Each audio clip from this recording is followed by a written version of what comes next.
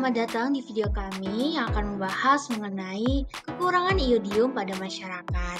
Berikut adalah anggota kelompok kami, yaitu kelompok 8 dari kelas 5D peminatan K3. Selamat menyaksikan! Halo semuanya, kali ini kami akan membahas salah satu masalah gizi yang masih cukup sering ditemukan di Indonesia, yaitu kekurangan gizi iodium. Meskipun terlihat sederhana, kekurangan iodium ini dapat menimbulkan berbagai gangguan kesehatan serius dan juga berdampak pada kualitas sumber daya manusia. Iodium adalah zat gizi mikro yang sangat penting bagi tubuh, terutama dalam pembentukan hormon tiroid yang berfungsi mengatur pertumbuhan dan juga metabolisme tubuh. Berdasarkan laporan dari Kementerian Kesehatan, sekitar 19% wilayah di Indonesia itu masih termasuk dalam kategori endemis ringan sampai sedang terhadap gangguan akibat kekurangan iodium atau GAKI. Beberapa daerah pegunungan seperti Wonosobo dan wilayah sekitarnya itu masih memiliki kadar iodium alami dalam tanah yang cenderung rendah. Hal ini dikarenakan bahwa tanaman pangan yang tumbuh di daerah sana juga memiliki kadar iodium yang cenderung rendah. Maka, kondisi inilah yang membuat masyarakat di daerah tersebut lebih berisiko mengalami kekurangan iodium. Oke, kemudian adalah beberapa faktor mengapa sih masyarakat kita ini masih banyak yang mengalami kekurangan iodium.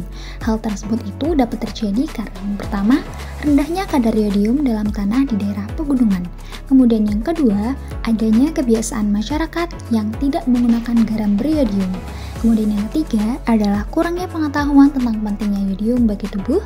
Dan yang terakhir adalah distribusi garam beriodium yang tidak merata ke wilayah pedesaan.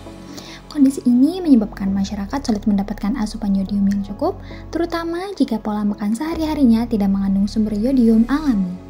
Kekurangan iodium memiliki dampak yang cukup luas, baik bagi kesehatan maupun sosial ekonomi masyarakat. Dampak kesehatan.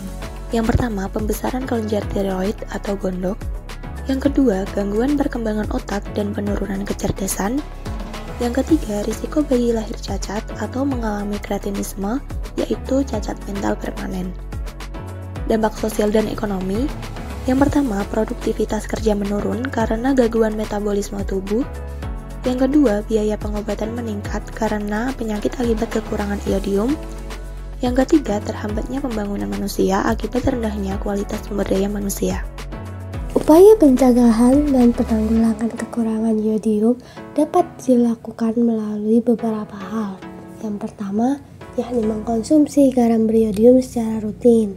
Yang kedua, meningkatkan edukasi masyarakat mengenai pentingnya asupan iodium.